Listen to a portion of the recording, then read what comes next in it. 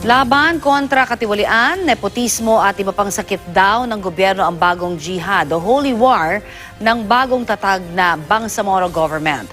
Mula naman po sa Cotabato City, may ulat on the spot si Chino Gaston. Chino?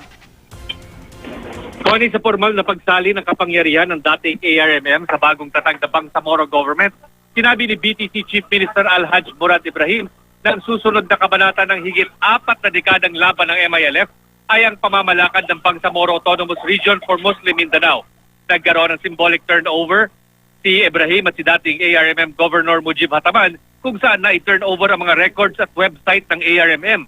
Sa kanyang unang talumpati bilang Chief Minister, sinabi ni Ibrahim na ang bagong jihad o holy war ng Bangsamoro at mga taga-suporta nila ay ang laban kontra katiwalian, nepotismo at iba pang sakit ng gobyerno. Inanunsyo ni Ibrahim ang 11 pangalan na mamumuno sa 11 ministry sa BARMM, kabilang na sa mga pangalan na nabanggit ay si MILF Chief Peace Negotiator Mohager Iqbal na tatayong Minister of Education.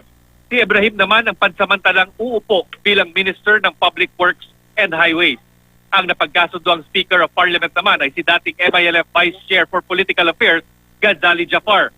Pansamantala ding pinasalamatan din ni Ibrahim si Pangulong Duterte na malaking bahagi para matuloy daw ang transition ng MILF papunta dito sa BTA o Bangsamoro Transition Authority.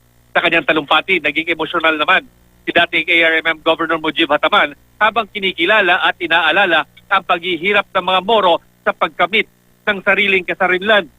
Sa Marso nakatakda ang inauguration ng BARMM at doon na rin gagawin ang pinakaunang session ng parliamentary government. At yan ang latest mula rito sa Cotabato City. Balik sa inyo, Connie. Maraming salamat, Chino Gaston.